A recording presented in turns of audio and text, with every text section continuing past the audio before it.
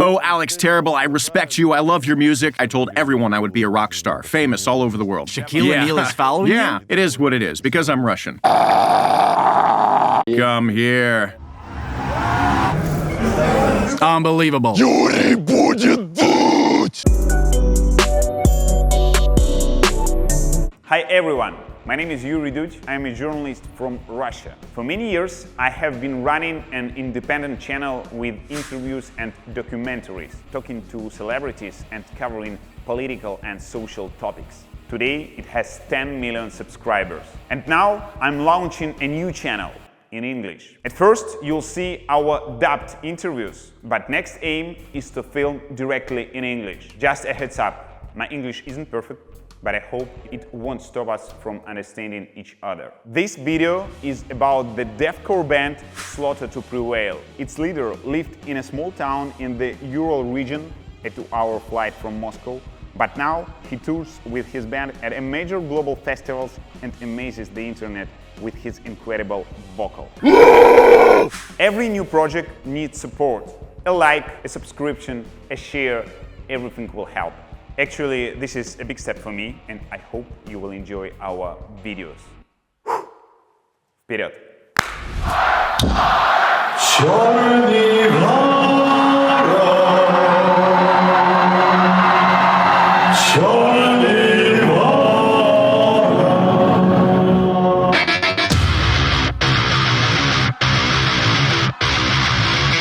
Alex, 10 years ago, you were a YouTube blogger from the Urals, and now you're the leader of perhaps the most famous Russian band outside Russia. You guys live in America, you tour the world, and you've just finished a tour with Marilyn Manson himself, where, along with Five Finger Death Punch, you opened for him. I really want to talk to you about how all of this became possible.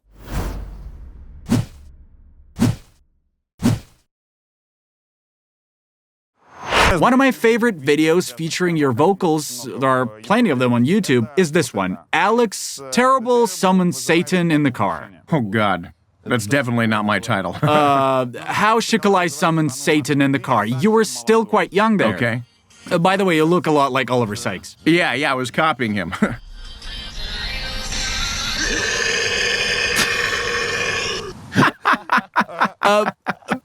Well, it's unexpected, right? It's like it you just don't see it coming. Slipped out, yeah. Right? Well, you know, I really love reworking pop music with this kind of heavy, extreme vocal because it sounds very contrasting. You play something like Adele, thinking it's going to be an Adele cover with some beautiful singing, and then this chaos begins. Because for many people, it's chaos. They just don't get it. Well, that's what made you noticeable on the internet. Yeah. The first thing you did on YouTube. You studied at a cadet school. It worked like a boarding school. Yeah, the Naval Cadet School. It was a boarding school. It was a school where you had kids from disadvantaged families. There were orphans or kids whose parents were still alive, but one way or another, they had ended up here, and so, well, somehow I ended up there also. How did you end up there? I have a stepfather, Patrushev Vitaly Gennadovich. He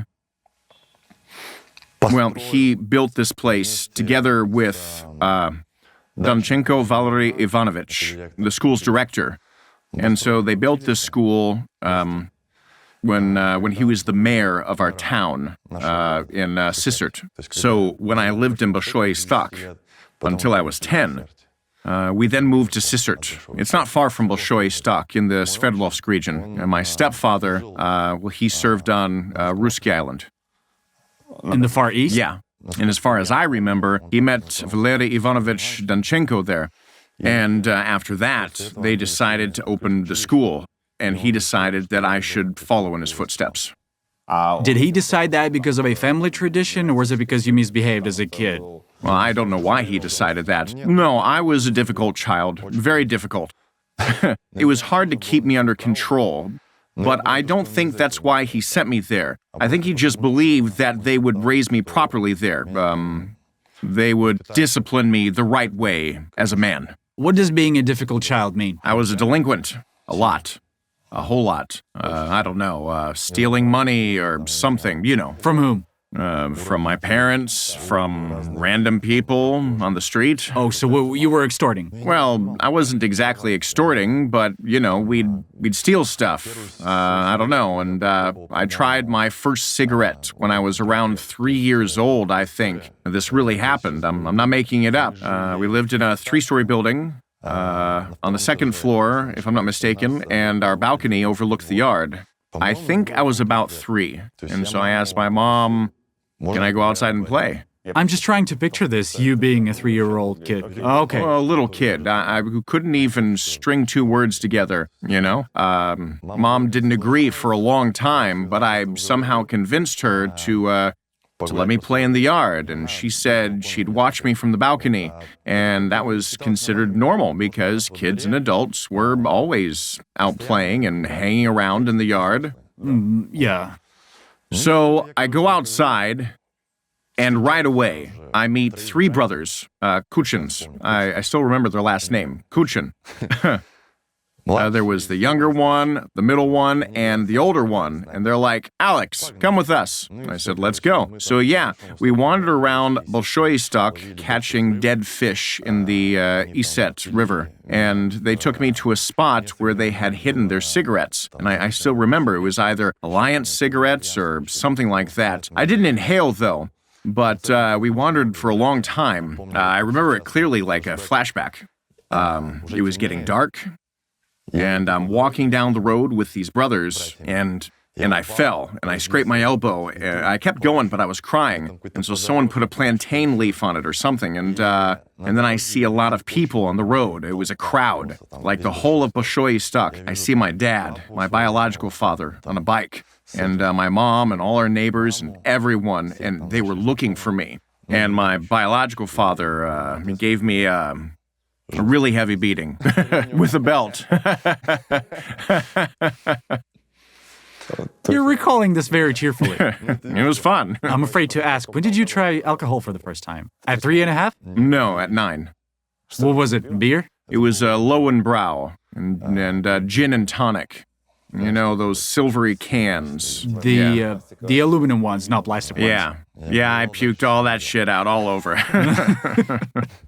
You know, that little bit was more than enough for me. I understand that it's like muscles inside the larynx and all that. I'm not a doctor, not really into anatomy, but I think that you can train them too, because I wasn't able to do it right away either. The way I see it, we have the larynx, right? And inside are our vocal cords, and they come together to create vibration, sounds, and so on. And then there's this area what we call the false chords. And these are basically muscles that can also contract. And when you go like this, coughing or squeezing these muscles, that's the instrument that I use to produce this extreme sound. So essentially, I strain these false chords, these muscles, to create this distortion vibration in the vocal, like this.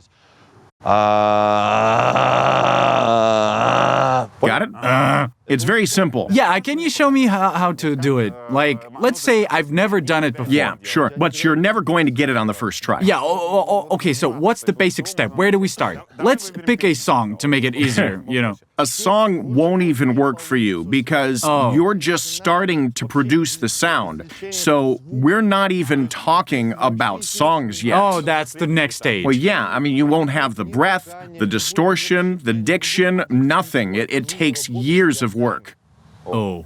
Years just to get even a single word out. I mean, roughly speaking, before you summon Satan in the car to see his music, and between the moment when you summoned Satan in the car to see his music and when you produced your first sound, there were years of training. Of course, years of training. Can I try to produce a sound now? What should I do? How do I strain my larynx to growl a bit like you?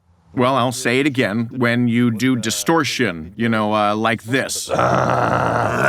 Yeah, that's basically the extreme vocals already. But there are so many buts and nuances. For example, when you yawn, your voice changes. You know, It goes down like this because you lower, exactly, yes. But your voice doesn't change like mine because our anatomy is different. I can lower my larynx very far because I've worked on it. Because the lower your larynx, the wider your throat becomes and the deeper the sound and the lower the sound.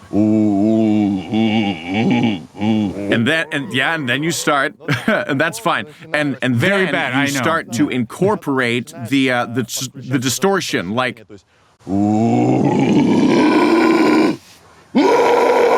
And then you work on the diction also, and You really lowered it, and then it started. you lower it and you hold it to produce the sound. And then I worked on diction, pronouncing words like this. With that voice, you see? And it's a huge amount of work, you know? It's enormous work. And for some people, they're like, oh, the guy's burping. But for me, this is the work of my life. Listen, damn, what if... Okay, I'll try it now, just for fun. I need a word, though. Just making the sound is impossible to me. What word can I try saying? Yuri Duch! And how about this? Oh, shit, no. Yuri, dude. Okay, that's from our jingle. Yuri Duch! Будет дуть! Oh, no, wait. How does it go? Yuri's gonna Wait toot. a second. Yuri, dude? No, Gonna just, toot. just Yuri's gonna toot. Okay, got it. Yeah, come on. Here we go. Yuri будет дуть! Shit. For me, it's just physically... I could feel it. It just doesn't even go. It doesn't fit inside, you know? Yeah, well, that's because you have no experience. You know, you've never worked on it before.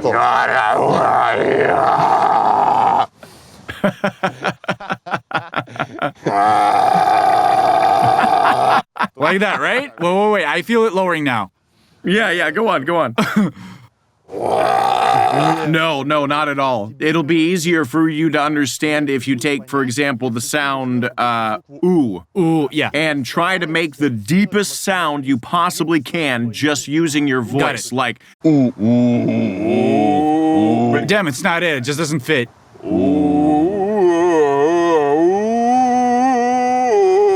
and then you start adding the distortion. It's coming. Yeah, okay, something like that. That's how everyone starts. It's funny, but, you know. It's funny because I can literally feel it going inside. Well, you know, it's like the like a lyrics, throat after all. swab or something, you know, this thing. Honestly, it's super cringe at first, but when you master the technique of extreme vocals, and then when you're on stage with the microphone and with all the instruments and the guitar and the drums, and it just sounds so powerful, like the roar of a bear or a tiger. But when you're starting to learn, it just sounds like, I don't know. Юрий будет дуть! How did you learn to growl? Well, I just pick, I don't know, a disc or a cassette and just put it in the player, and I remember I had one like that, and then I'd play the songs in my room, and thank God, when I was in cadet school, my parents, you know, my mom was already living with my stepdad. They had a house, they had their own house, and there was a garage and my own room, and thank God, it's thanks to my parents. I'd lock myself in my room or go to the garage, and I'd play a disc, and I would just straight up try to mimic the vocals. I'd try to replicate the sound, and that's it. What did your parents say? Or did you wait until no one was home? Well, they said I was wasting my time, of course. Because, like, obviously, if your kid started doing this, what would you tell them? Me? That they're wasting their time? No, I would support them. No, I'm not saying that they didn't support me. I mean, that they didn't take it seriously. Okay, yeah. Yeah, I mean, even back then, at 14 or 15, I was telling everyone, I'm going to be a cool rock star, famous all over the world, and people would look at me like, dude, relax. Back then. I meant it with all of my heart. I'd say, you don't understand, I'm going to be famous. And eventually, did it start working out? When YouTube came around, it was like a revelation for me. I discovered YouTube, social networks started popping up, like Instagram and so on, and I began using them. And I started uploading my content, my covers, and people started noticing it. People liked it. I realized I was on the right path, and I'm grateful that the internet exists in our time because honestly, it's through the internet that I achieved all of this. Who has the best extreme vocals in the world? Me, of course. Says the guy who once said on a podcast, be humble or life makes you humble. Yeah, I agree. It is what it is, basically. I'm You humble. said that. I try to be humble. But at the same time... It's hard to be humble when you're the best. Well, exactly, yeah. Okay. Well, no, I was joking just now, of course. I mean, I evaluate myself realistically. And I can confidently say that I'm one of the best extreme vocalists. I'm not just saying that. It's because people say it. I've earned their recognition. I mean, I'm not going to say, oh, I'm nobody and nothing. But if people are saying it, and I have followers on Instagram, YouTube, everywhere, and we're selling out venues, that says something. That matters, doesn't it? I've heard that Corey Taylor and Oliver Sykes, Corey even launched a side project focused on singing. Stone Sour, yeah, Corey Taylor. And Oliver Sykes from Bring Me the Horizon, well, he basically changed their sound and went into what many call straight-up pop music. Big respect to them for that. And I've heard a theory that they did it simply because they realized it's physically impossible to growl and scream like that for so many years. Well, look, I don't know. Is that true? I mean, I don't know. I wasn't around, but I know for sure that Corey Taylor's vocals changed a lot. You know, many people say, he screamed himself out or he sang the wrong way. I mean, hey, all of these armchair quarterbacks have never toured as much as Corey Taylor. They've never performed on daily basis for hours like he has. They're in no position to judge or say what's going on with him. I mean, just imagine starting at 20 years old, and spending 10 years on the road, and you're giving it everything. When I perform, do you think I'm standing there thinking about technique or something? No, I'm just tearing myself apart, burning up like it's the last gig of my life.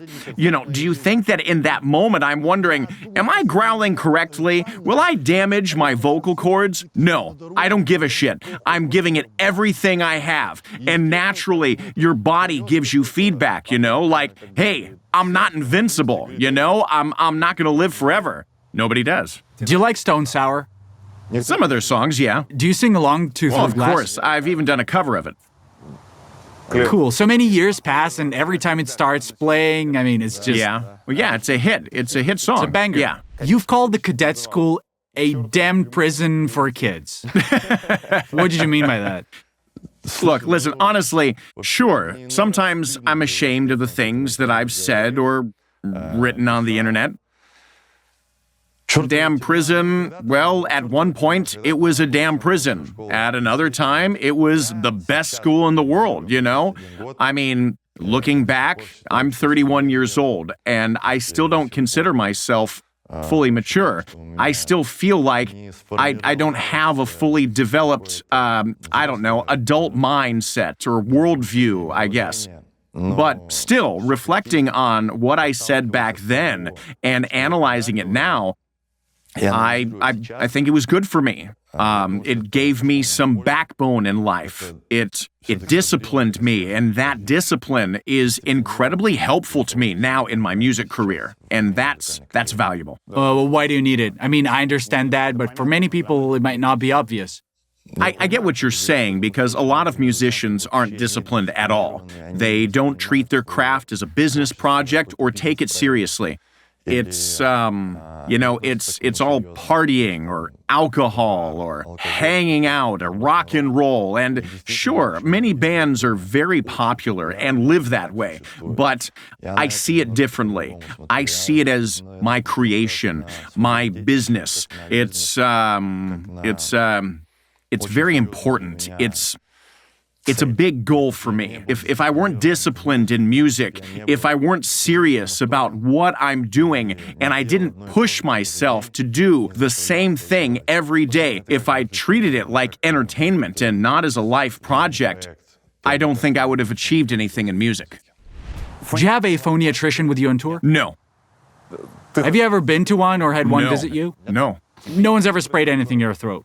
Like what? Sprayed what? Well, I don't know what they use, some kind of magic spray? I have chronic tonsillitis. I have this constant issue where my tonsils get inflamed all the time. I get sick very easily on tour. I often have problems with my throat while touring, but I've never had any issues with my vocal cords. So I think I'm very lucky genetically, honestly.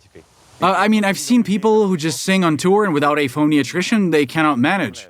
Really? Yeah, it's an essential thing for them. Oh, well, not for me. What was your experience with different substances when you were a teenager? Do you mean like using drugs? Yeah. Well, first of all, I condemn drug usage.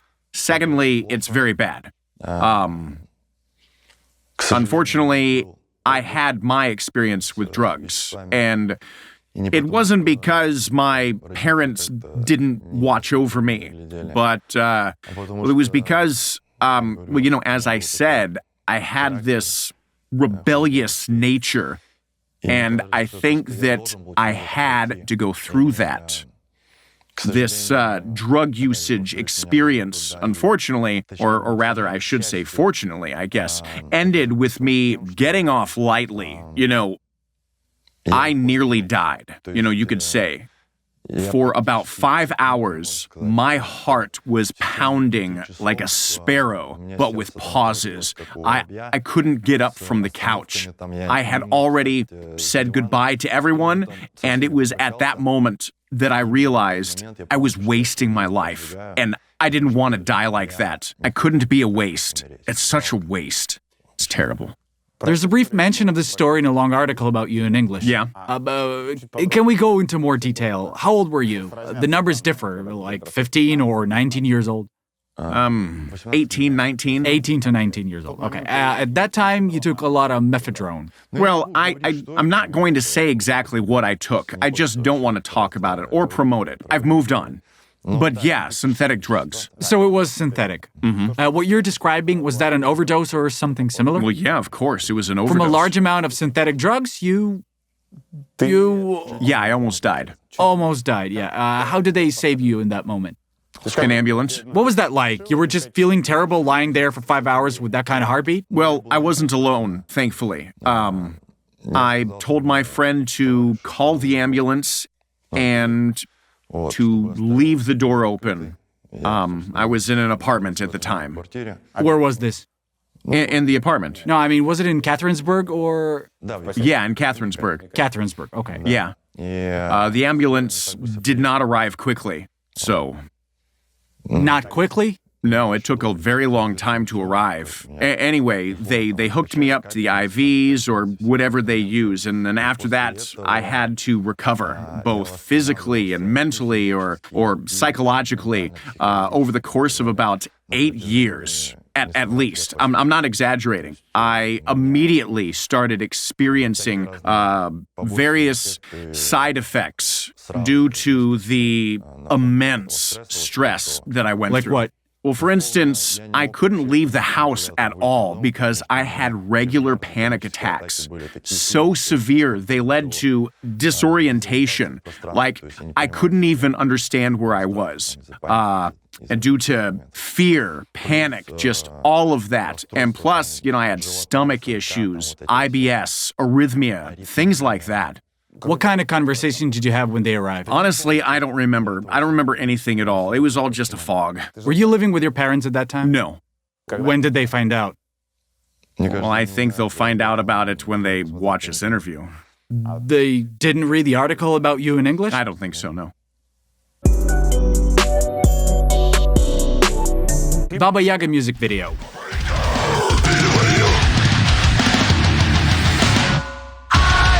Honestly, we just wanted to show the most absurd Russian stereotypical imagery, like bear, balalaika, vodka, basically to evoke some kind of emotion in the viewer. A tank, a bear, and izbushka, A Kalashnikov. a Kalashnikov, And Russian roulette.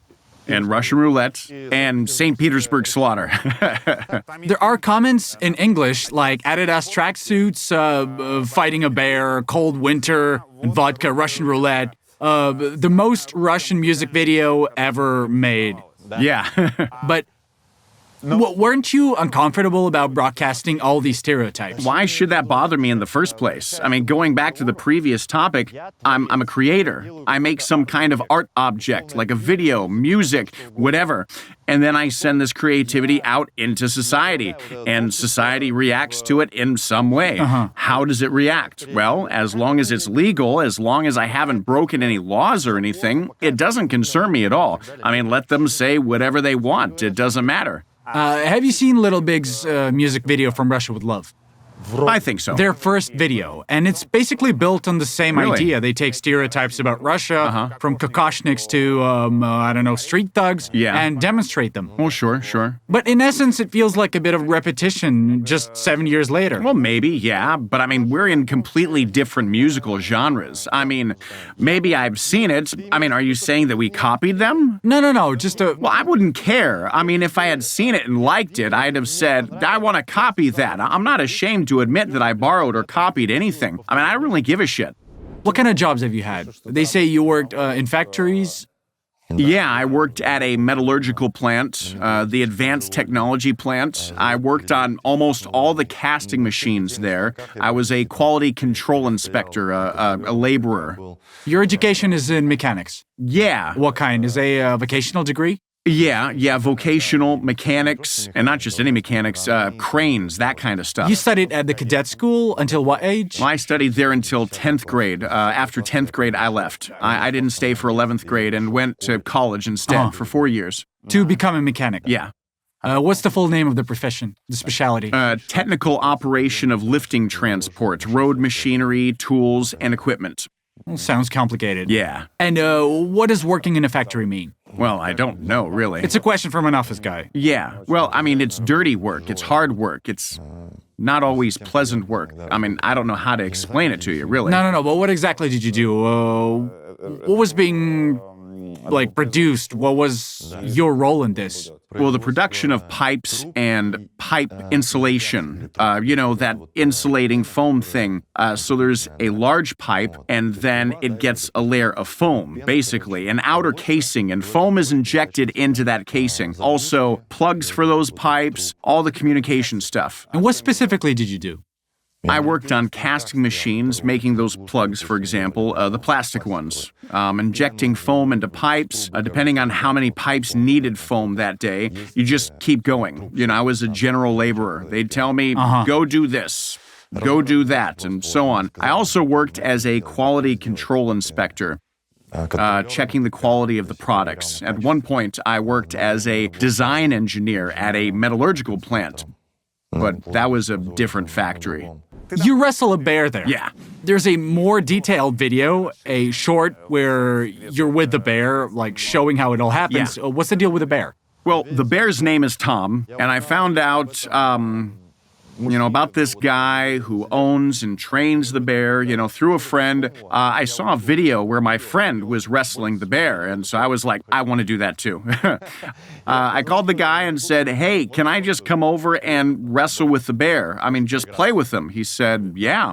So we went there. I've been there about 3 or 4 times now, just hanging out with the bear, Hanging out with a bear. Yeah. It's really cool. You actually wrestle him. Yeah. And he doesn't do anything to you. No, not at all. So not even a single attempt to swipe at you like a, wild bear would do? No. But why? Did you ask the guy how he manages that? Well, first of all, I don't know how wild bears behave when they encounter humans because, well, I've seen tons of videos where wild bears get scared of people and run away. Yeah. Naturally, this is a trained bear, so obviously I wouldn't wrestle a bear in the wild. I mean, that would be absurd. That'd be stupid. From what I understand, in the wild, a bear either runs away or tears you apart. Well, wait. A bear is still a bear, damn it. No matter how trained it is, when we wrestle, it starts to put more and more pressure on you. It keeps wrestling you harder. It starts to get carried away. And how do you stop it? We didn't have guns, no rifles, nothing. We just had a stick. And so the guy would come up to it and say, no, Tom, no, stop. and hit it with the stick, and that's it. But how do you stop a bear if, God forbid, something snaps in its head? You know, that's my question to those people who say, oh, it's trained, it's this and that. Try it yourself, first of all. But second, how would you stop it? Let's go over it again. I'm not an animal expert, but a bear raised in the wild would rip a person apart in seconds in a fight like that. In no time, just like that. Yeah, but this one doesn't attack. Well, yeah, because it's... Did you ask Tom why? Like, how did it happen that he behaves like this it's the toward bear. people? His name is Tom. Oh, the bear. Yeah, Tom the bear.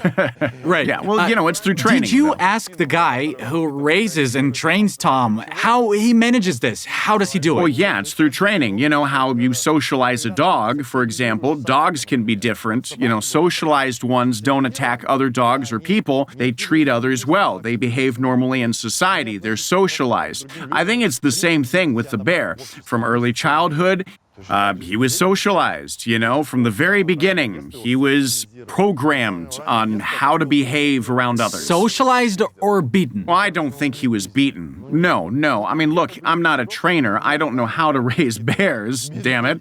But, I mean, if I had the chance to have a pet bear, you know, I would love it. I can't say for sure what conditions he lives in or how he's treated, whether it's harsh or not. But from what I saw, he lives in excellent conditions. You know, he's always... What do you mean by excellent conditions? Well, you know, like... A 3-room apartment? No, I mean, shit. I mean, that was a joke, he's just a fed, joke. he's given water. Well, I get it. He has his own place and all that. Is it usually a house? Well, both a house and a portable home, like, you know, like a circus. Circuses travel around. But he doesn't live in an apartment building, does he? Well, no, of course not. But that's Tom, the bear I wrestled. For example, there's also another bear I know about for sure. He also lives in Russia, somewhere in Moscow or something like that. And he lives in a house. In a house, like a pet? Well, he is a pet. He's literally a pet for these people. So he lives in the garage. Yeah, what if you found out that to make him this calm, he was beaten throughout his childhood? Well, I mean, shit, man. I mean, you've got these kinds of questions like, what if your grandma was actually your grandpa? I mean, if I found out, I don't know. What would anybody do? How would you feel about it? I mean, of course, I'd feel absolutely negative about it. I wouldn't support it at all. I wouldn't pay the guy any money to hang out with the bear or anything. Everything I've heard about how bears are trained in circuses and your interaction with this bear is close to how circus bears are treated, suggests they're just harshly beaten from a young age. Yeah? And only after that will they climb onto a wheel or do whatever else. There's no other way, literally. Well, I don't know. And that's why so many people reject animal circuses. Because it's impossible to understand. train such animals otherwise. Well, yeah, I get it. It's impossible without methods like that. Well, I mean, honestly, to be frank, I've never thought about it. I mean, maybe my opinion will change. Maybe. I mean, I don't know. One more animal-related question. There's a photo of you with a crocodile whose mouth is tight shut. Oh, yeah. What were you filming then? Well, that was just a photo shoot for Revolver magazine. Yeah, so there's a crocodile. Actually, it's an alligator, not a crocodile. I know that. So, but the alligator was rescued from the wild because it's blind. And they kind of took it in because it wouldn't have survived otherwise. I don't know the full details, but apparently it was rescued because of its blindness. The photo makes it look like you're just with a crocodile, but you cannot see that its mouth is tight shut. Well, they just photoshopped it. Oh. Doesn't it bother you to, portray something like that? What, that, like, the shit's fake? Yeah. I mean, it's basically fake. It'd be different if you were just with a crocodile that could open its mouth and, snap at you. Well, yeah, I asked them, can we take this off? And they said, unfortunately, no. If something happens, I could get sued. And so I was like, okay, well, that sucks. We were already committed to the shoot. See, I'm an adrenaline junkie. I love extreme things. There's even a video on my Instagram where I hold raw meat in my mouth and a tiger comes up and pulls the meat out of my mouth. Oh, a real tiger. Yeah. But I mean, obviously, it was also trained.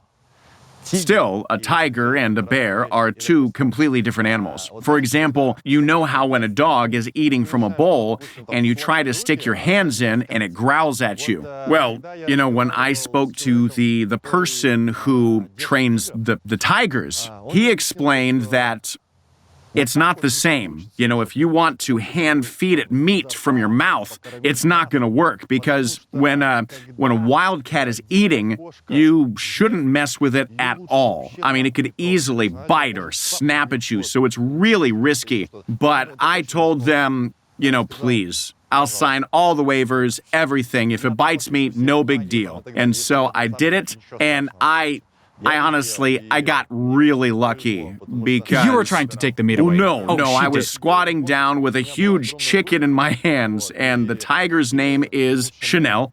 She's blind in one eye, and I know her story too. She was rescued because she had a lot of broken bones and so on, and so they took her in. She's this massive cat. She came up, she sniffed the chicken, and bam, took the chicken. I held on, I didn't let go, and she just casually swiped me in the face with her paw. Boom! And this tooth here, just so you know, I wear veneers, ceramic ones actually, and the thing is, my teeth weren't shaved down. These veneers are overlays for a Hollywood smile effect. And so she hits me, and this thing just goes, bam, one of the veneers came off. Did you do this just for the video? Yeah.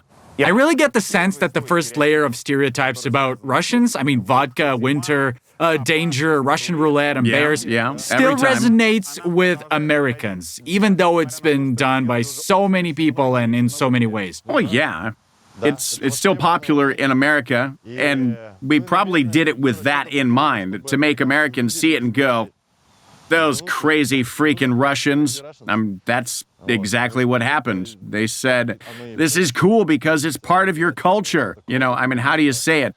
Klukva in Russian, like a fake culture, you know, the stereotypical stuff. The stereotypes don't bother them. No, not at all. I mean, it depends on how you present it. You know, you can make it super cringy, or you can present it aggressively and cool. But for some people, even that's cringy. Slaughter to Prevail came about when Jack Simmons, a Brit who played in another band, wrote to you, basically. Yeah. He just saw you and suggested forming a band together. Well, he saw my cover on YouTube, and he messaged me on Facebook and said, let's start a band or something. And I told him, you know, if you're serious, yeah, let's do it. And he said that he was, and so here we are. So his logic was that he found an unusual, talented person online? Well, he said he liked my vocals and he wanted to work with me. You started the band remotely at first? Yeah, through the internet. And you recruited musicians in Russia? Yeah. Also online? Also online, yeah. How soon after that did you meet for the first time? Honestly, I don't remember. Very soon, though. You mean with Jack? Yeah. Yeah, pretty soon, because initially we toured with a few songs, 5 songs in total, I think. First, we toured around Russia, and then we toured around Europe, and it was during the European tour we really got to know each other in person. How do you tour with just 5 songs? Were you part of mixed gigs?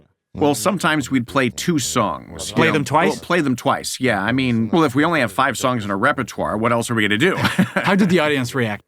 Oh, it's freaking amazing. Everybody loved it. For those who didn't get it, just repeated the same songs. Well, they even asked for it themselves, like, one more song. I said, okay, we don't have any more. Well, then they'd say, then play those same ones again. And I said, okay. I heard his voice, and I was like, fucking beast, you know? And like, just this, you can tell, like, because I played in bands before, you can kind of get a feel when there's like a vocalist with like a lot of potential or something interesting. And I was just like, let's fucking make something heavy. Like, not too much thought about it, just let's do something, you know? And the voice was very special. Yes. Yeah, very special, even if compare it with well-known singers. Oh, yeah. That was, I think, the first thing that brought fans to the band, because it was before, a lot of the covers, before they went viral, you know? Yeah. Was just the voice. It was just the, like, low, it's like lower than other guys, it has more power. Because like in deathcore, a lot of guys will be low, but it's not loud. It's like very quiet. They just turn up the microphone. Whereas with Alex, you can hear he has like no microphone. He's just screaming into a camera, you know? How old were you when you got acquainted? Fuck. How old are you now? I'm 29. It was 10 years ago. Yeah, like 19. 19 years old. Yeah. When you met at first? Fuck, like 1 year later, I think. Where? Berlin. In Berlin? Yeah. What impression did you have? So I would say Alex online is very stereotypical Russian. The Russian tropes we have in the West. It's just guy in bedroom, skinhead, screaming in a microphone, you know. You can see it looks Soviet around him. And when I met him, actually, it was like opposite. He was actually like chill, kind of introverted, like, you know, actually was like the opposite of the thing, you know. Still like, well, at the time, like lifting weights and stuff, but it was more easygoing than I thought. Who came up with the name? Our former drummer, Anton Podyachi. Now, we've since changed drummers, but Anton, our ex-drummer, he came up with the name. If I'm not mistaken, he's from Komsomolsk-on-Amur and moved to Chelyabinsk. That's where we met, actually. He's the one who came up with the band name. Where are you exactly from, Great Britain? In Essex, like a small village called Clavering. You told that village is famous because Jamie Oliver is there. Yes, yeah. He's from our village, and we have a pub called the Cricketers. It's like his dad's pub with the serves food, sells signed books, you know. You told that you are not very glad about his job. No. No? He, when I was younger, like 8 or 7, he started to build his career on healthy food. So the first example was his old school for kids, which was my school at the time. And I love to eat bad food. And I just remember one day I go to get a muffin from school, my favorite, like chocolate or something, and it was white, and I opened it, and inside is fucking fruit. And I was pissed. Was it a strategy? It's some kind of strategy. I didn't like this strategy, you know? For me, yeah. So after this, I didn't like him. And one time I cycled past the pub, and he's sitting there eating. And I just, fuck you. Really? Yes. I was only like 10, you know? I was so angry about this. I couldn't eat food at school. And what do you think about food British people like to eat now when you're adult? We have very bad food, but we love it. I love it. You know, I know it's bad, like fish and chips, sausage rolls, you know, it's all brown. Tastes very good for me. Oh, yeah. It's life. It's true, but it's life. Yeah, it's real food from real people, you know. Describe Jack briefly. He's our guy. You know, I don't know. The first thing that comes to mind, one of us. He's our brother. How was your English when you first met? Terrible. Really bad. Honestly, it's still pretty shitty. But back then, it was really awful. But I was motivated, you know, to start learning English so I could talk to Jack and communicate to the music scene. Because when you come here to America or Europe, everyone wants to chit-chat and talk to you, you know, people from labels, radio stations. But I'd just go, damn it. It's not a single word in a foreign language. So yeah, I started learning English bit by bit. I've heard that you're trying to speak Russian. Yeah, a little bit. What successes do you have?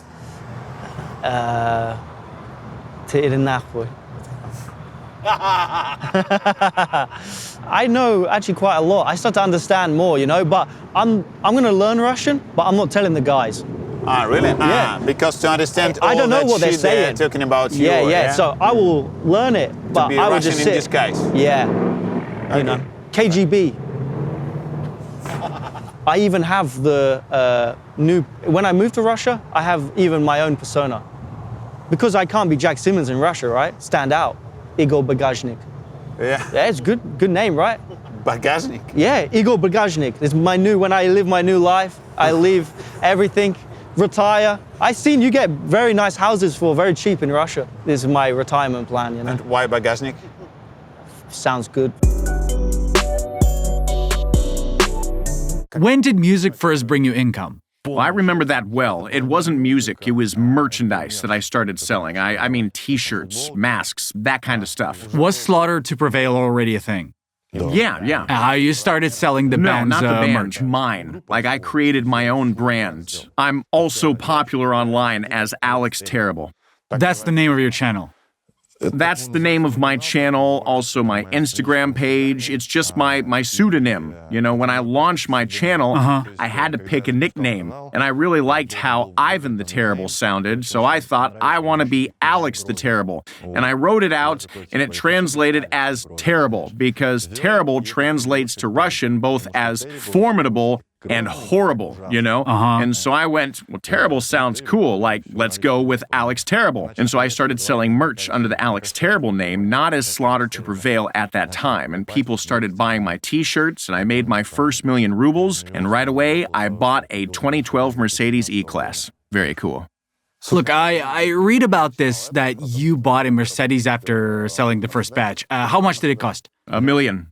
1,050,000. It was used, right? 1,050,000, as I remember. A woman was selling it, a young lady, rather. I had 1 million rubles and said, knock off 50,000. She said, hell no. I said, come on, it's 50,000, it's nothing. She said, no, this is a good as new Mercedes. You know, we just replaced the belts, the tires, everything. She even showed me all the documents to prove it. So I called my dad. Well, he's my stepfather, but I call him Dad. And I said, Dad, here's the thing. Can you lend me 50? And he asked, you know, for what? And I said, for a Mercedes. And he said, well, for Mercedes, of course. Did you pay him back? Yeah, of course. I always pay back. We talked about stereotypes about Russia. And as we were driving around the city, we saw this. We thought trees. it had to be a part of the interview with you. 100%. You reacted like a child. You were thrilled. Well, yeah, I mean, what can I say? It's cool. What's the most unexpected encounter or reaction from Americans or anyone else you've ever had? Yeah, well, first of all, a lot of celebrities follow me. Like, Shaquille O'Neal follows me. Yeah. Shaquille O'Neal follows you? Well, I mean, he... Shaq himself? Yeah, I mean, he commented on one of my videos. Something like, you know, how can you hate this guy? Or something like that. I was responding to a hater, and he wrote, like, how can you not love him? And I was like, oh, hell yeah.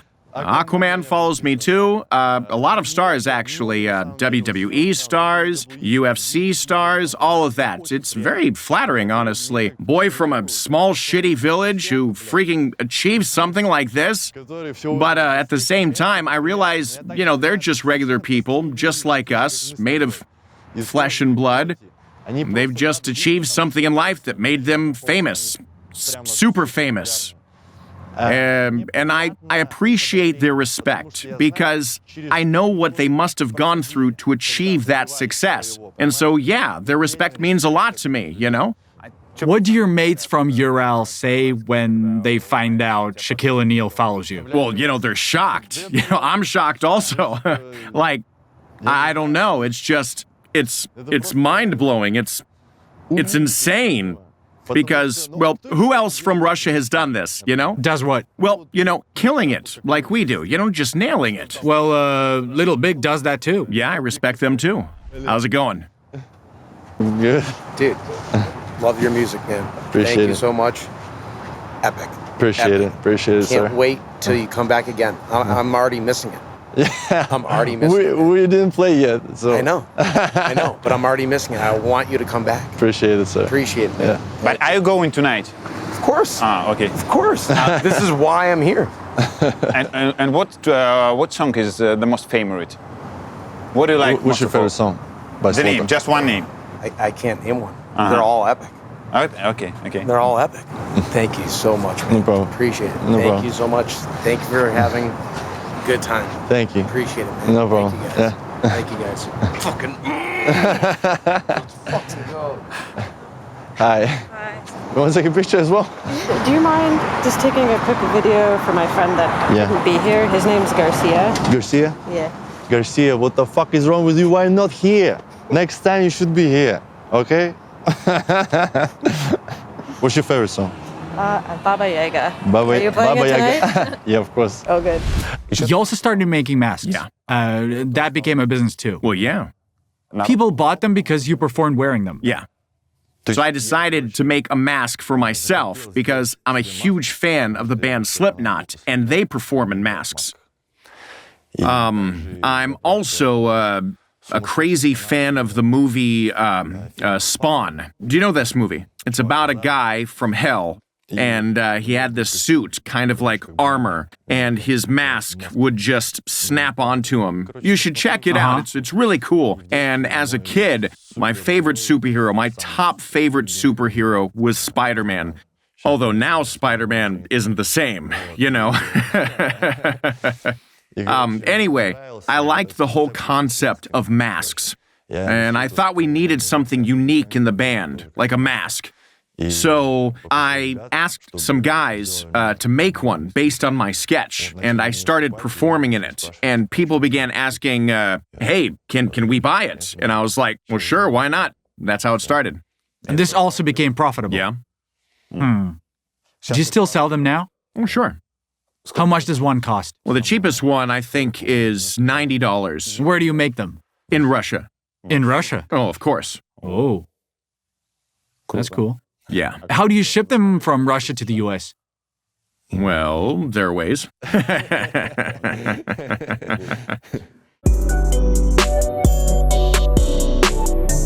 This scar of yours, it's I did it myself. intentional. I mean, not artificial, but scarification. Scarification. Well, you take a scalpel and carve any shape you want. It's like tattoos, basically. Why did you decide to do it? I don't know. I just like it. Like the tattoos. Oh. Did you see it on someone else, or where did you get the idea? Yeah, I saw it. A rapper, I think he's from Poland. His name's Popek. He had scarification on his face. He still does. I saw it maybe 5 years ago, and I thought, that's cool. So I went for it. In Russia? Yeah. So here's how it went. She numbed the area. It was a girl who did it for me. But when she started making the scar, the blood started flowing, and with it, the anesthetic started wearing off, and I started feeling pain. Makes sense. Well, and it hurt.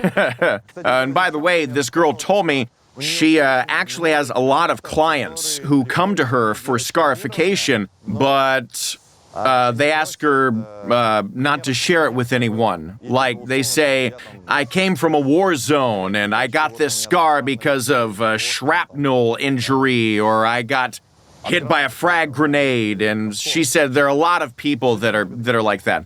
They make scars for themselves and then go around telling people they were in war zone. Exactly. You know, scars adorn men. And when people on Instagram comment, like, your scar isn't real, like, it's real, I just made it myself. I didn't do it going around telling people a bear gave me this scar. I just liked how it looked. When did you get your first tattoo? When I was 14, I think. What was it? A spider web on my hand. Here. Right here. I later covered it with this Statue of Liberty-style skull, like that. A spider web? A spider web on my hand, yeah. Why did you choose a spider web? I saw a picture online, I liked it, and I got it done. It was stupid. Childish thing. I don't know, if I didn't have tattoos, or this scar now, I think I wouldn't get anything at all.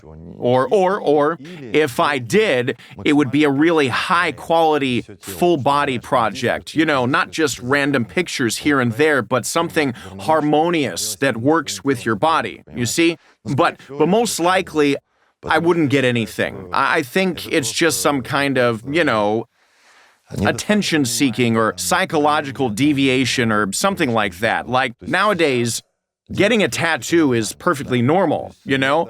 People react to it like it's no big deal, but a scar, that's still something unusual, something out of the ordinary. But I mean, believe me, over time, if it becomes a popular trend, everyone will be walking around with scars, and that too, you know, it's called the Overton window, or, you know, something like that. I think tattoos are, in general, not a normal thing. I mean, if you want to get a tattoo for life so that it never fades or goes away, it seems to me you might have some issues. Physiological issues. You know, why are you doing it? Personally, I did it for attention. I was shouting, I need attention. Look at me. I have cool tattoos. I don't deny that. Don't you feel that over time, people with clear skin will stand out more and more? Absolutely. I mean, that's exactly how I feel right now. Like Cristiano, for example. Well, yeah, I look at him and I'm just envious. I think, damn, why did I do all this? You know, he has clear skin, a beautiful toned slim body, and I want the same thing. But I'm not complaining. You know, I have my lessons learned. For example, when it comes to my kids, I understand they'll look at me and want tattoos too, just like their dad. Because by your own example, you show them what to aspire to, you know? So I'll have to explain to my kids. I'll have to say, you know, guys, think about it. Think a lot about it. You don't have to rush it. You currently have a sleeve in your right arm, basically. Yeah, both on my left and right. Right. There used to be a different tattoo here. The Black Sun. The Black Sun. Why did you get it? Well, again, it was because of a reckless, hot-headed youth. I decided I belonged to some subculture. Like you've got certain right-wing guys or athletes, that sort of thing with kolovrats and all those symbols. And I thought, cool, I want to be like that. So foolishly, I got it tattooed. Were you hanging out with right-wingers then? Yeah. Who were these guys? Just regular guys, athletes, semi-professional football players with their own moral values and views on the world, which I didn't particularly share, to be honest. It just happened that I ended up hanging out with them, and it really helped me recover physically and lift my moral spirit after I almost died from the drug overdose. So they were into sports, reading books and some sort of literature, and they wanted to develop themselves in some way. What kind of literature? Well, how would I know? Just some books. I started getting interested in esotericism, philosophy. I got into runes and all those symbols, and yeah, I got the tattoo out of stupidity. Like, well, I wouldn't get it now, Did you understand that it's one of the symbols of neo-Nazis? Well, of course, I was aware of that, but it was stupidity. Like, just hot-headedness. Like, you don't understand, it means something different to me. That's how you explained it. Yeah, it's just childish. It's a stupid protest. Like, it's not what it means to me, but the world doesn't care what it means to you. It was stupid. The Third Reich used that symbol. They didn't invent it, as far as I know, from what I've read. Actually, the symbol existed long before the Third Reich adopted it. But the Third Reich left such a dark stain in history, so the association is immediate and unavoidable.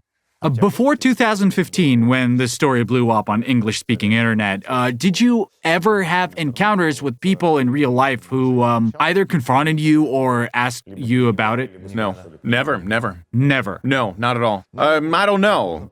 Maybe it's because I was already, a big guy at the time. I weighed almost 100 kilograms, so I didn't have those situations when I was skinny with long hair and people would come up to me asking, what's that tattoo about? Not specifically about the Black Sun, but just in general, like, why did you get these tattoos? They would have considered me a weak, skinny guy who couldn't stand up for himself. But when you're close to 100 kilos and know how to defend yourself, and so people probably notice and sense that right away, so no one asked me anything. I was never in that situation, and I was lucky that no one who could challenge me or put me in my place questioned it either. Look, what about those guys you mentioned? How do they behave in everyday life? I mean, what did they say about, for example, Africans? Well, they didn't have any racist tendencies, if that's what you're implying. They didn't have any of that at all. I mean, you're saying I was aware that they were neo-Nazis. Why do you think so? They were just like Republicans here, I mean, back then and probably still now, there was this issue with immigrants. And, there were a lot of teens and a lot of people who thought that maybe they could solve the problem by, banding together and, joining groups and, things like that. By this you mean the immigrants who break the law, right? Yeah. So people thought those guys were some kind of Nazis. Just to clarify, you mean immigrants who break the law, not all immigrants. Well, yeah, of course. Just those immigrants. No, I wouldn't hang out with people who are unreasonable, who are like, I hate you because you're this or that. No, of course not. They have their views, and they stick to them. Maybe they don't align with mine at all. Maybe some of their views are radical, but that's their business. It's up to them. In 2015, there was an uproar when you started touring Europe as a band. People noticed your tattoo, and activists tried to cancel your concerts. How did that all end? Yeah, I covered up, with another tattoo, and In Europe, the Antifa movement is very prominent. And so, well, in Russia, it's not as widespread.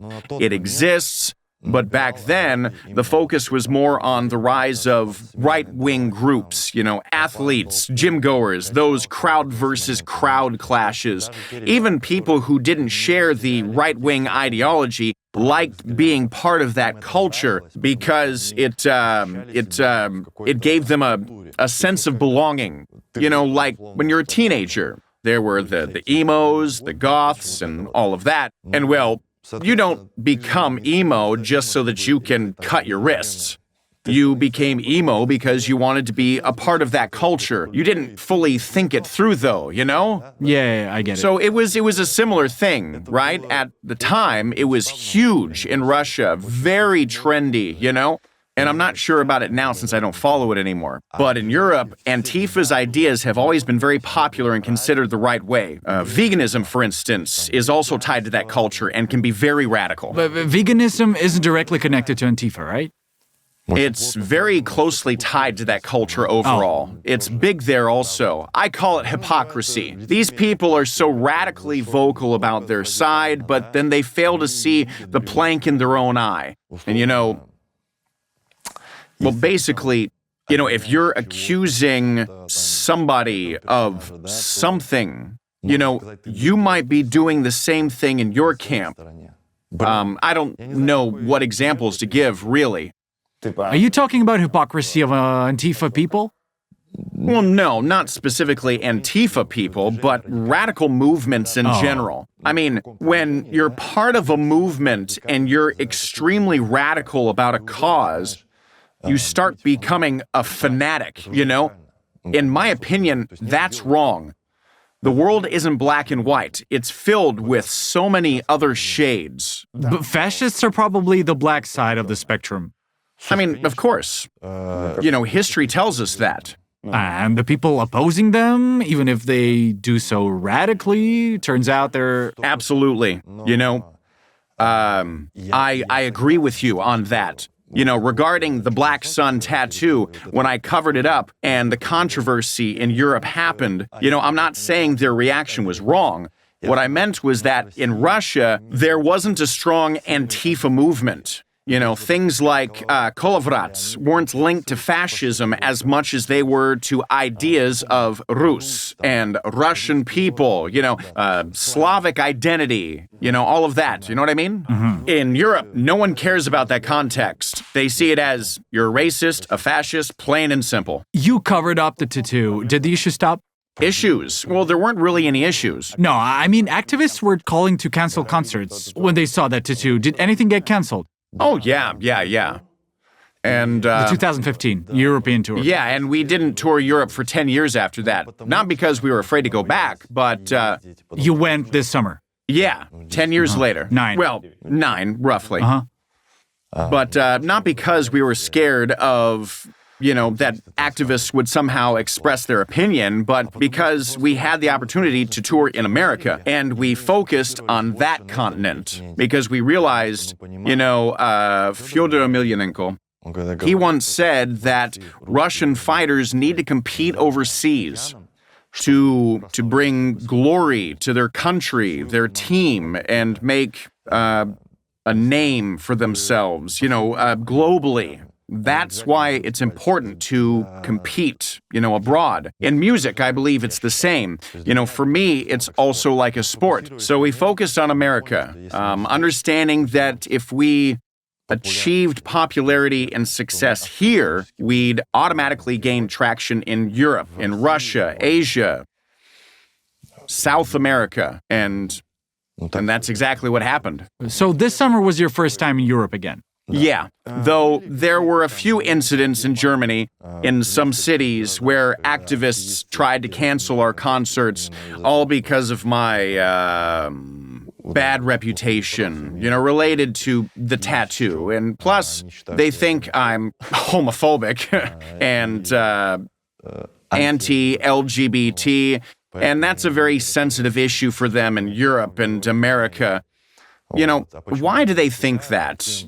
Because on Instagram, I once posted a reel saying a real man should eat food with his hands, and a real man should, love like a girl. And then the comments started, well, what if I'm not a real man, but a real woman or gay, and so on and so forth. And it just spiraled.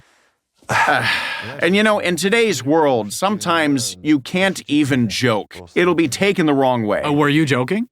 Well, of course it was a joke. Like, that's how it started. It was a joke. To me, a real man is based on my moral values and traditional views on life, and but that's mine. I don't impose that on anyone. I joke about it however I want. But people in America and Europe are really sensitive about this and assume that I have something against gays or whoever.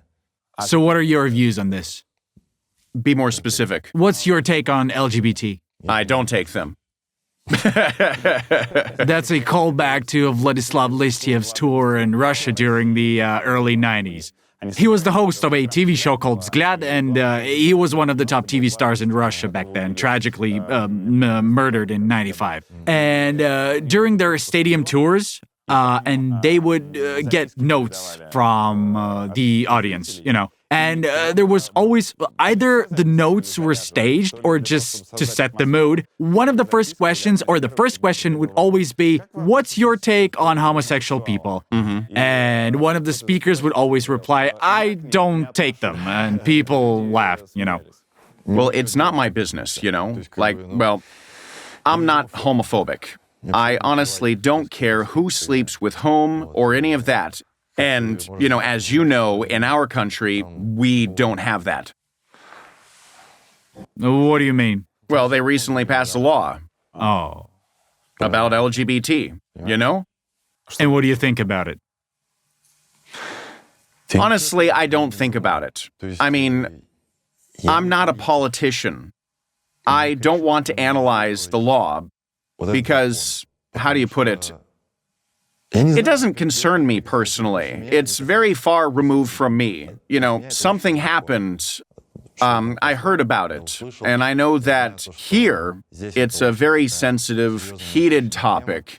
And I heard that in our country, they passed it. In Georgia, they passed it. And that's it. I didn't think about it. For me, it's just news. That's all. One final question on this topic about your views and everything else. Did you cover up the tattoo because your views changed? Or because without doing that, you couldn't have continued your career? To be honest, I covered up the tattoo because I was scared. Music was the most important thing in my life. When this issue came up, I covered it up, and only later did I consciously realize that it wasn't exactly a mistake, because everything that has happened in my life, all of my mistakes, all of those things, they didn't happen randomly. They were lessons, consequences, and without them, I wouldn't be who I am today. Without that, maybe I wouldn't have analyzed things the same way. So on one hand, I don't regret it. But on the other hand, of course, I wouldn't do it now. In addition to the black sun. The black sun, you also had runes on your legs. Do you still have the rune? The Othala rune is still there, yeah. Why? Well, because I don't think the Othala rune is as heavily connected to Nazi Germany or anything like that. For example, the Viking theme is very popular now, and Vikings also had runes. And the Othala rune was among them also. So it's not as much of a trigger as something like the Black Sun. The Black Sun is clear. It's basically a swastika. You see a swastika and it immediately triggers you, but a rune is different. Do people call you out for it?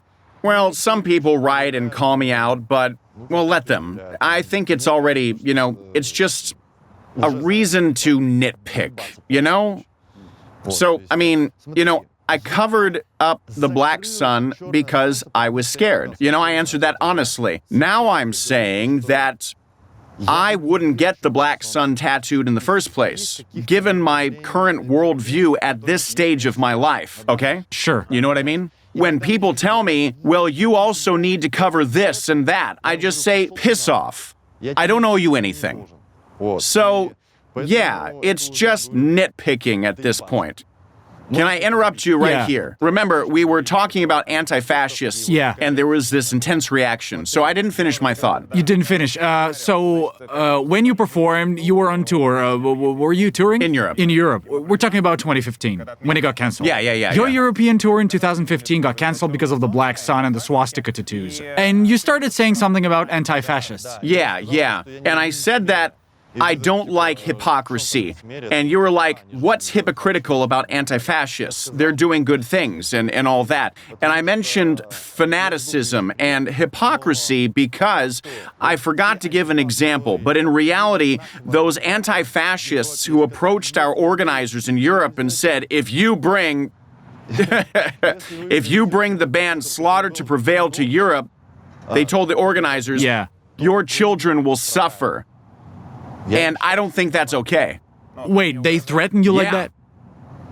I think that's hypocrisy. Like, you stand for some righteous causes and so on, but then you pull this kind of crap. No, that's terrible. It's bullshit. That's what I meant. And that's why I didn't quite get your reaction at first. Everything is clear in my head now. But you understand that not all people trying to explain to others with swastikas on their bodies that they're wrong act like this. That's exactly why I said that radicalism and fanaticism in all areas are wrong. They're bad. You need to find some balance. There's nothing black and white. But fascism and Nazism, it's evil. That's just sick. I'm from Brooklyn. I saw you at the Paramount. That's awesome. That's sick. Holy shit, it's so nice to meet you. Nice to meet you as well. Would you like a Corona? I'm good, but thank you. Oh my goodness, it's so nice to meet you. I'll see you in a little while. Yeah, your favorite song? Agony. Agony? Alright. And where are you from? From Brazil? From Brooklyn. From Brooklyn. Brooklyn, New York. Yeah. Oh, you guys are fucking phenomenal. Have you seen the movie, the music movie Baba Yaga? Of course. What do you think about that? It's phenomenal. Yeah? I have a lot of Eastern European roots, like in my ancestry as well. So anything that I could do to delve into it. And you like it because it's something familiar or because it's something crazy? It's something that's very unfamiliar but feels like home. Because of your roots? Yes. And what roots? From what part of Europe? Poland, Russia, a little bit of Germany. Thank you so much. It's so nice to meet you, man. Thank you. Have a wonderful show. Thank you. Enjoy the show. Am I correct in understanding that the label, for example, was against you releasing Demolisher? Yeah, that happened. A track that's, well, one of your biggest hits and got the most views. Yeah.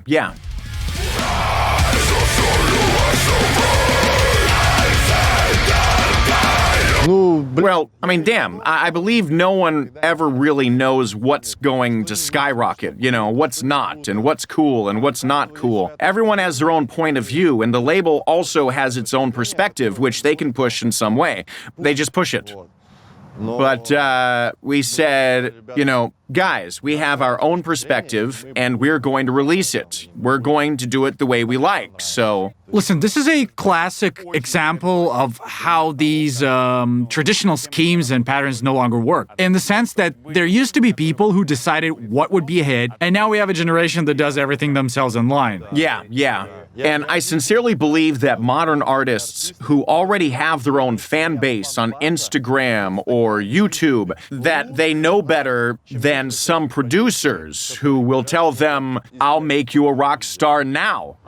They feel their audience better. They know what needs to be done to expand their audience. It's quite common opinion that it's impossible to compose something new in that genre, in that style of music. Yeah. And for many people, it's not possible to understand the difference among all that bands performing on this festival. Do you agree with that? That everything is very, very, very similar? I think it's like once you get into it, like really into it, you hear the difference is very strong. And it's like you find your flavor in it. Some is heavier, some has like pop style choruses or something, But from the outside, it sounds similar because it's all screaming, it's all guitars, it's all drums, Like in pop, you use a lot of different instruments, but in metal, it's kind of the same basics. And how do you find motivation for that? Or for you, the difference is quite clear? Yeah, it's quite clear.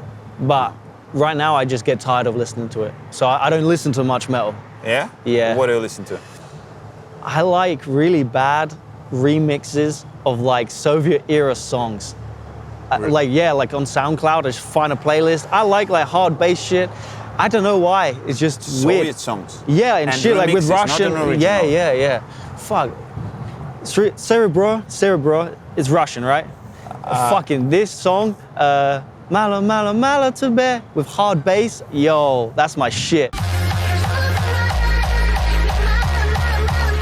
What's your take on the claim that music in your genre isn't very distinguishable? For example, I was talking to a musician who really likes your band and loves heavy music in general, and he said, Yura, if you want to try this experiment, listen to 20 different bands in this genre, or 20 tracks from different bands in a row, and see if you can really tell them apart. And honestly, they don't differ all that much.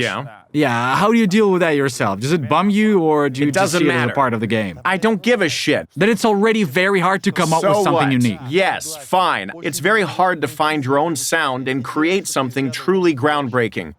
But the genre we're playing now, deathcore, has been dead for a long time. And we freaking brought it back to life. Why? Because we're not just about the music. We're about more. We're about energy and personality. You understand? Am I right in thinking that your added value is your image? Like, here's this guy with such a backstory, an artist, wrestling with bears, with masks, and that's why you stand out. Yes, of course. It is what it is. There's no point arguing about it. If you're, let's say, playing something like industrial, right? Well, there are lots of bands similar to Rammstein who started out with Rammstein, playing the same stuff. But why is Rammstein now a global band filling stadiums? Why is that? Because they're freaking awesome. Because, damn it, they're special. But they play the same damn thing. New freaking industrial metal, basically. Name the 3 biggest heavy bands in the world right now, in your opinion. Rammstein. I think they're heavy. They've got some really heavy riffs. It's insane, and their vocals are raw, powerful. I specifically said heavy, so we get bands from different genres. Okay, next. Slaughter to Prevail, my band. Okay. And the third one? Heavy, right? Yeah. Pantera. One of the things that makes up a significant part of your work is, let's call it like Russishness. That includes Russian culture. Yeah, Russian words in English tracks and, much more, including the Russian flag at performances. Do you perform with the Russian flag in the States as well? Everywhere. Or in Europe? Everywhere. How do people react? Great. I mean, they always bring it themselves to the concerts, our fans. And it's not just Russian-speaking fans, but locals. For example, people in Germany or in Canada bring Russian flags as a sign of respect. They show respect in this way. And, I'll say it again. Music and politics, they're, It's like Armenian flags at System of a Down concerts, if you've ever been there. At a System of a Down concert. Yeah, there are a ton of Armenian flags, no matter where, in Berlin or Los Angeles. Damn, that's cool. I mean, I never set out to use it as some kind of a gimmick, like, let's showcase Russian culture as a curiosity, or, I don't know. We just did it because we liked it. You understand? I mean, I wrote lyrics in both English and Russian, not because I wanted to draw attention to the Russian language or anything, but because I just wanted to write lyrics in Russian. Because I just wanted to bring out my flag and represent my country at concerts. Because I just wanted to use our folklore, because I just wanted to incorporate Russian culture, because I'm Russian. It's deep down inside. You have a dog. Yeah. What breed is it? I actually have 2 dogs, one in Russia and one in America. And they're both the same breed, an American Bully, XL. A bully? Yeah, well, it's easier if I say a pit bull, just a big one. One's in America and the other's in Russia. In Russia, it's a girl. In America, it's a boy. And they're not acquainted? No. And you? Not yet. Did you even created an Instagram account for the dog? Yeah, for the boy. His name is Guts. Guts? Guts. Have you watched Berserk? Well, it's a manga, anime, and I'll say right away, I'm not a fan of anime. But the Berserk anime, I recommend it to everybody. Everyone should watch Berserk. Explain why. Because it's an incredible work. It's simply a masterpiece. A masterpiece. I'm not going to spoil anything here. I won't explain what it's about, why, or how. Just watch it. The main character's named Guts, and that's why I named the dog. Why did you disassociate yourself like that? Like, I'm not into anime. Well, you know, it's a stereotype, like how anime fans are perceived, what they watch, and the subculture, but I don't look like an anime fan. I wasn't distancing myself, I just said that it's clear I'm not an anime fan. Maybe I would be, and there'd be nothing wrong with that.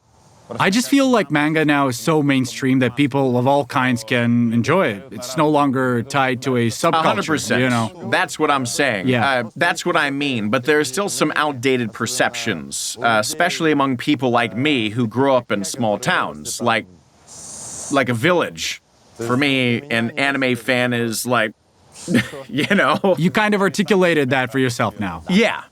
Guts has his own Instagram page, right? Yeah. And there, well, I don't know what the most recent post will be by the time this video comes out, but as of now, the top photo is his balls. His. His. Not mine.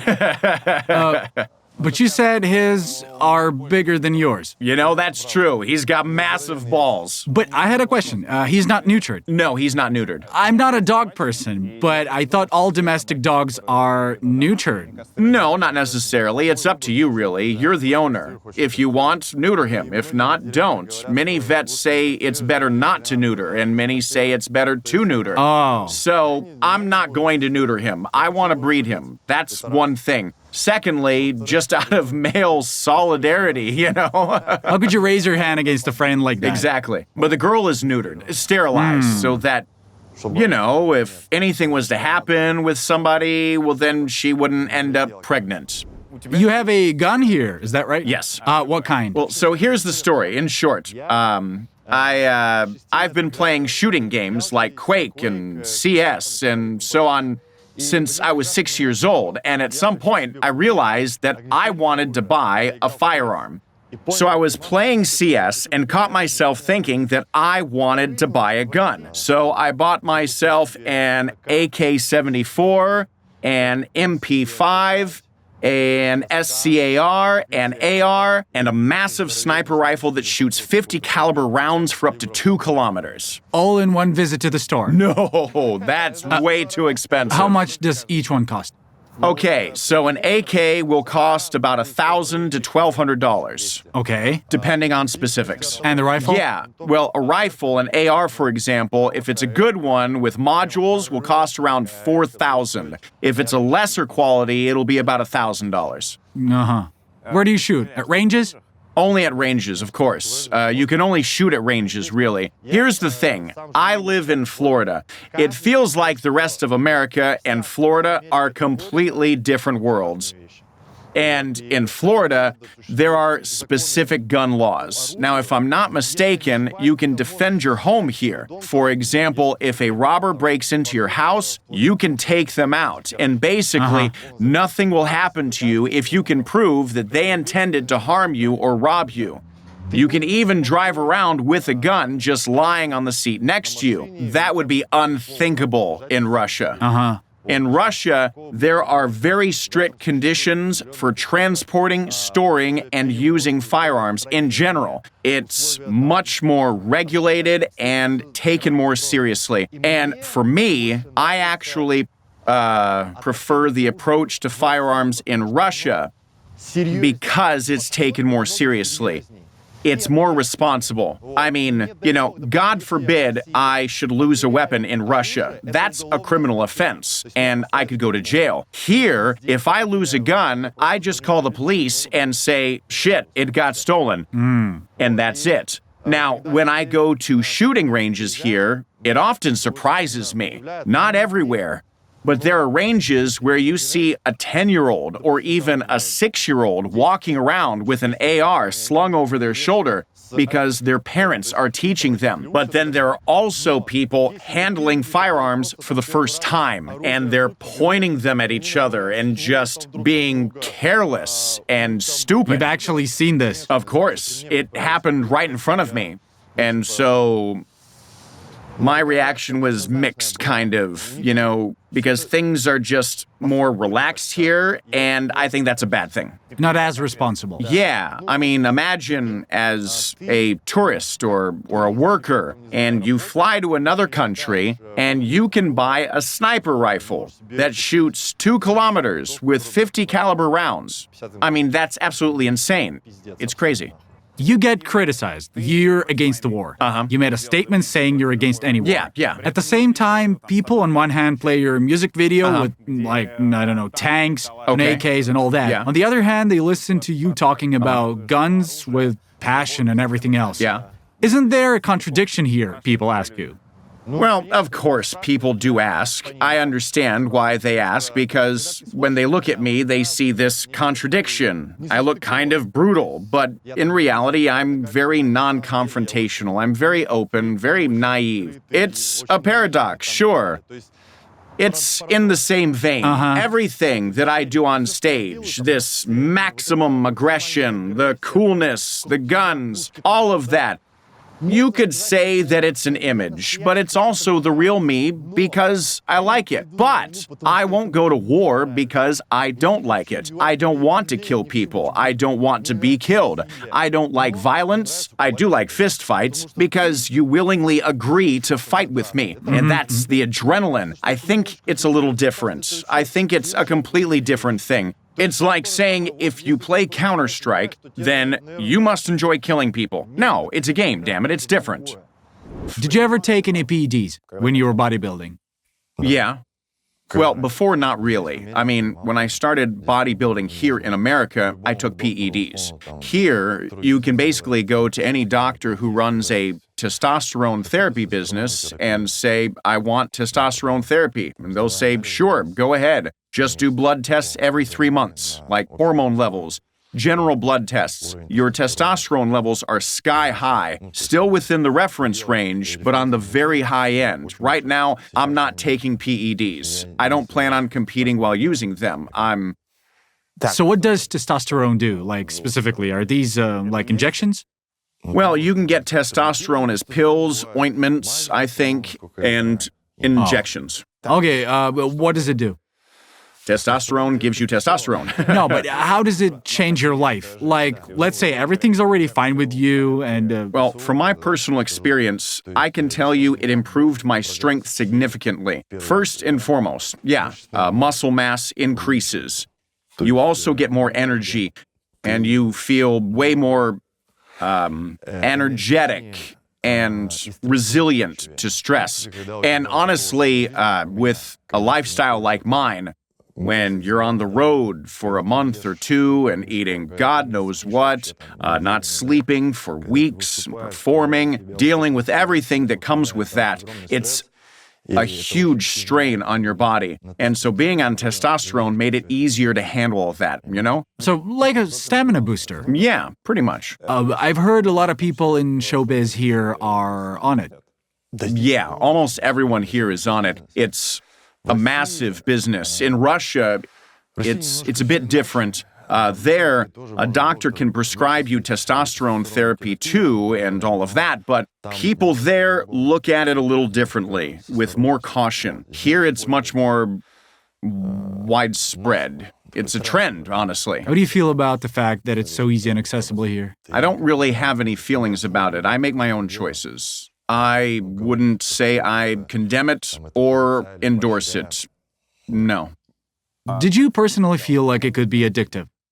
Well, in a way, yeah, of course. When your quality of life is at a certain level, like right here, and then without the boost, it drops a bit down here, you feel that difference. And naturally, you want your quality of life to go back up there. And you're not taking it now because you have a fight coming up? No, I just decided to quit it for myself. I'm still young. I mean, in terms of an athletic career, I'm definitely not young anymore, far from it. I've been in sports and martial arts since I was 6. But overall, I'm still relatively young. I think that my body can naturally produce enough testosterone. When I started taking it, I suppose I probably rushed into it. That was an impulse decision, you know? I'm the kind of person who often acts and makes decisions impulsively. I do something first and then think about it later. I'm trying to work on that, to settle down a bit. My hot-headed, youthful side is gradually cooling down. When you were taking testosterone, did you act even more impulsively, or was it the opposite? No, I was actually calmer and more thoughtful. You've been honest in your answers, like when we talked about covering up your tattoo and everything else. Mm-hmm. I'll ask you to be honest here, too. Okay. Weapons, fighting wild animals, scarification, and other things. These attributes of brutalism, and fighting dog, too. 2 fighting dogs. 2 fighting dogs, one in Russia, one in the Shiva in US. Russia, guts in America. How much of that is authentic, and how much of it is for the image? Authentic. Yeah, natural. Everything's authentic. So there's nothing here just for the image. Honestly, I'm not pretending. I am who I am. Some people don't like that. Screw them. Some people say I'm faking it, but damn it, I'm not going to go around proving to everyone that this is the real me. So if you didn't have Instagram to showcase all this, but still had access to weapons and Nothing dogs, would it change. still be the same? My life wouldn't change. It would be the same. Everyone who knows me, my family, my close friends, they know me as Alex Shikolay. Why would they be surprised, Do you understand?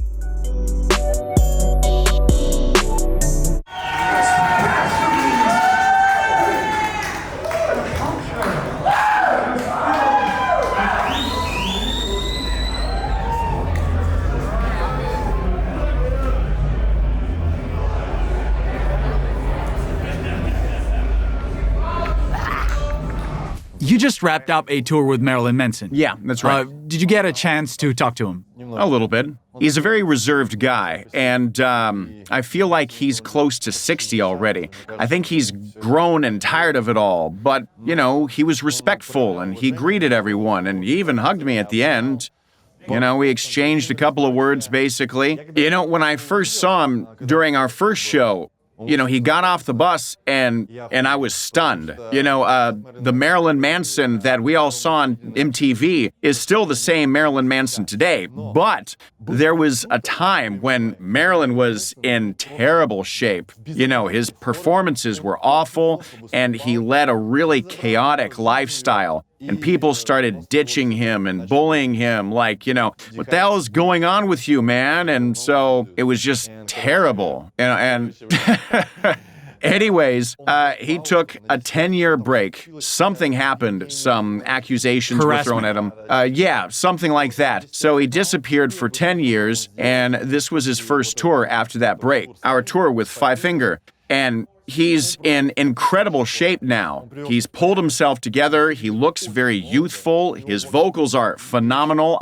Just the performance was bellissimo, Huge respect to the guy. He's changed a lot in a good way. He's changed a lot, mentally too, I think, because there are all these, rock and roll stories about him, like how he'd supposedly shit in the bus and tell people to clean this shit up just for fun. Did you hear that from someone? Well, I'm not going to share any stories. But that's what they say. Well, he was a wild guy. You wouldn't want to tour with him or work with him. No doubt about it, no. You do know the main question about Marilyn Manson from our childhood, right? About the ribs. Yeah. I think it's all bullshit, but honestly, I wouldn't be surprised. Am I right in thinking that during the entire tour, your team was constantly discussing we this? didn't talk about it at all. Maybe for the first 2 days. The guys are saying otherwise. Really? Yeah. The first 2 days. Well, maybe without me, What happened in the first 2 days? Well, in the first 2 days, it was like, do you really think he actually had his ribs removed? I think it's bullshit. It's one of those rumors. And it wasn't just in Russia. The vocalist of Five Finger Death Punch, the drummer, gifted him this huge rib-shaped cake. And he was like, what the hell is this? Are these ribs? You know, I mean... During the tour? Yeah. Well, he gave us this massive bear head cake. Just this huge bear head. The guy from Five Fingers? Yeah. Ivan. His name is Ivan, actually. Okay, he just handed it over to you. A bear head, just a huge cake. Uh-huh. And to Manson, the ribs, of course. And what did Marilyn Manson say? Well, Manson was like, cool. Do you get it? Well, of course. He's a cool guy. He totally gets it. Well, someone should have just asked at that moment. Like, Marilyn, is it true or not? And then feel him out, I was very respectful to him. Like, hello, sir, Marilyn Manson, and all of that. And toward the end, during one of the last shows, I held out my hand to him and I said, how do you do, sir? And he's like, come here, my boy. And he hugged me, and I thought, yeah, that's awesome. Oh, it looks cool, doesn't it? But in reality, it's incredibly uncomfortable in this mask and very difficult because, first of all, you can hardly see anything in it. And it's like sitting in a tank and you got this tiny slit and very poor visibility. Plus, this mesh is all over your eyes, so that really reduces the visibility even more. What else? You can't breathe in it. Yeah, drinking has to be done through a straw because at least the mask jaw can open. And for me personally, the biggest problem, well, not a problem, it's just that for the entire set we play and my nose is pressed up like this and that's not pleasant. Well, art demands sacrifice. Art demands sacrifice, yeah. But hey, you become 100 times more photogenic. The main feature I forgot to mention is this. We use these bands here like tennis players wear because under the mask, you sweat and if you sweat, it gets on the mesh, you can't see anything at all. But these things help. And that's how it is. Yeah. What's up, bro? Well, how are you? Great set, guys. We played okay? Huh? Legends everywhere. Just rock stars all around.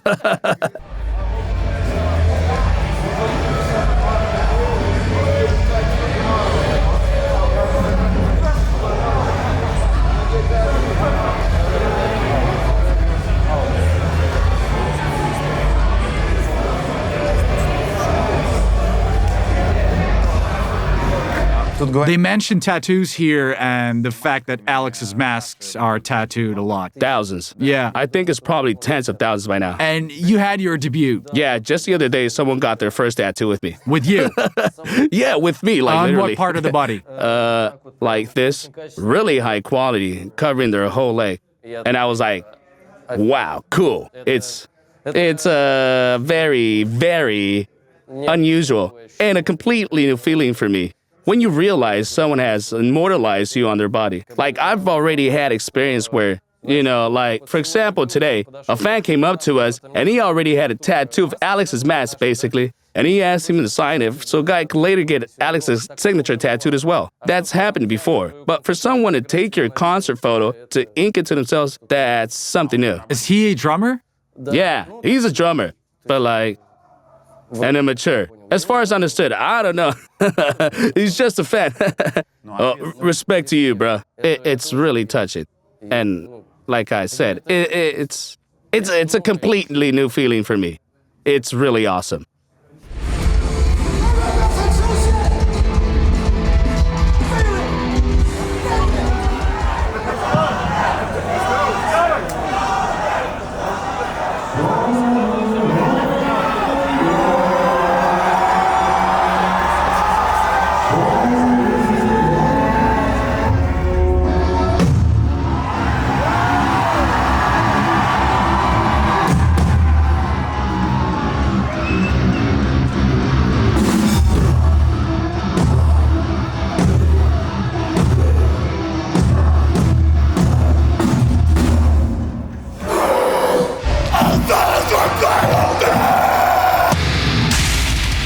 What global plans do you have with Slottle to Prevail?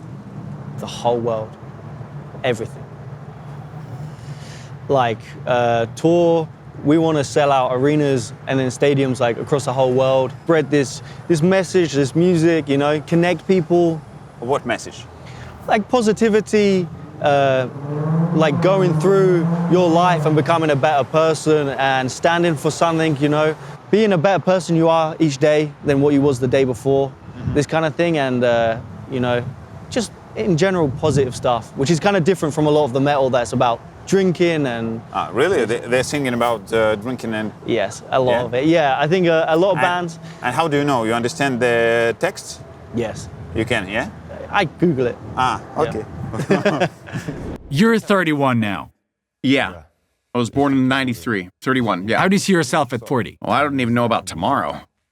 But I generally see myself as a vocalist known worldwide who will leave at least 2 significant albums in the music industry in heavy metal. Like, truly significant ones, you know? That's important to me. Just 2? At least. That's the goal.